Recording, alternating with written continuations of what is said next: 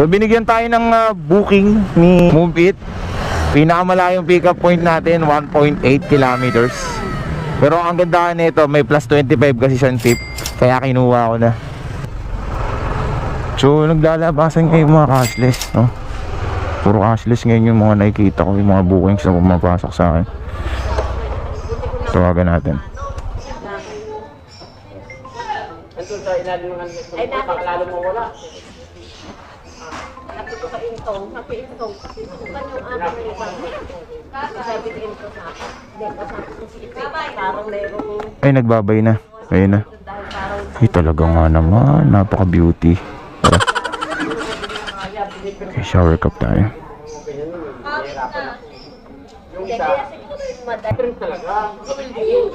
So, sumasakit tuloy yung ngipin ko, ma'am. Ganun, meron ka dyan. Baka ano nga ako ngayon, ma'am. Bye-bye! Wala siya.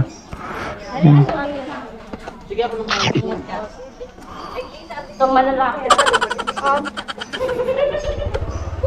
Tara, ma'am. Ay, wala sa akin ko yan? Hindi na, nasabit mo sa loob eh. O ba rin muna? Oo, nasabit. Yan. Ano? Kaya? Okay, tara.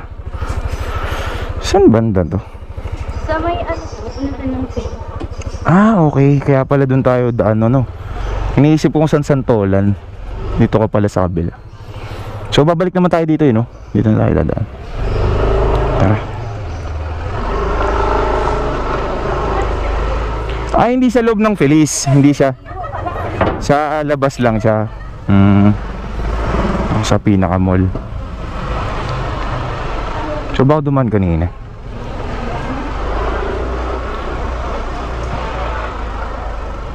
Kung ano yung dinaanan ko kanina, yun din yun, ano? Dito na tayo.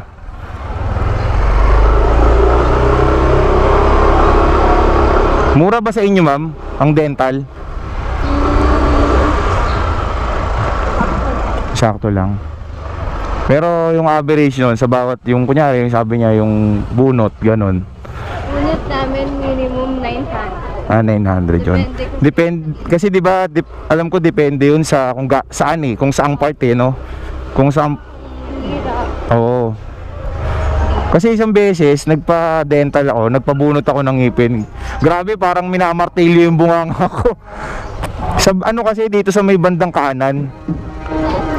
Dito sa bagang. Tapos ang ano doon, hindi pa siya totally agad gumaling kasi nga yung ano ko, yung tawag nito, may naiwan pa siyang konti. Oo, may naiwan po. Kaya sabi ko parang may nararamdaman akong parang matalas pa. Ngayon, buti ka mo, nung ginanon ko lang ng dila, parang natulak lang siya ng konti, natanggal. Yung pala yung nag-ano sa kanya, kaya pala para sabi ko masakit pa din hanggang ano, sabi ko parang mga 2 days. Kaya sabi ko medyo masakit yung ngipin ko, sabi ko. Hindi mo siya binalik agad? Hindi, naramdaman ko na siya nung parang may sobra pa, ganun. Pero nung ano naman, bumalik naman ako. Pero sa ano na, yung iba na yung gagawin niya. Parang ganon. Ibang ngipin naman yung gagawin. Pero sinabi ko sa kanya na may naiwan, ganon. Tapos chinek niya din. Ay sabi ko, nalinis na rin naman. Dito ba tayo, ma'am? Or dito na tayo, no? Mas malapit kasi dito. Dito. Traffic ba? Sakto lang. Pwede naman tayong ano, mag-counterflow para sa'yo eh. Dito to yan. Hindi nagka-counterflow talaga dito kasi no, hindi naman to solid eh. Okay lang 'yun. Pagka may space lang naman. Ano ba? Kahilera siya ng Feliz. Okay. Ay, pero dun sa kabilang ito. Sa tawid pa. So hindi na tayo U-turn. Ay, di ba from Ligaya? Oo. Ikot dito sa... Kanan 'di ba? So doon lang kayo. Paliko.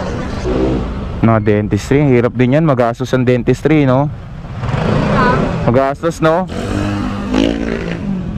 Saan gagawin mo? Ikaw nagbubunot, ma'am? Dito, assistant pa. Assistant, ikaw yung tagahawak ng ulo. Hindi kasi di ba may ganon, tagahawak ng ulo, hawakan yung ulo mo nung gagawin yung ulo mo. Pero usually kasi, sa lalaki, mas takot sila sa bunot eh. Mas ano yung pain tolerance. Ng lalaki? Sinasabunutan mo? Hindi. Kolo ko Ano yan sa lalaki, mas ano, Mas vulnerable. bunot. Oo. Kala ko sinasabunutan mo.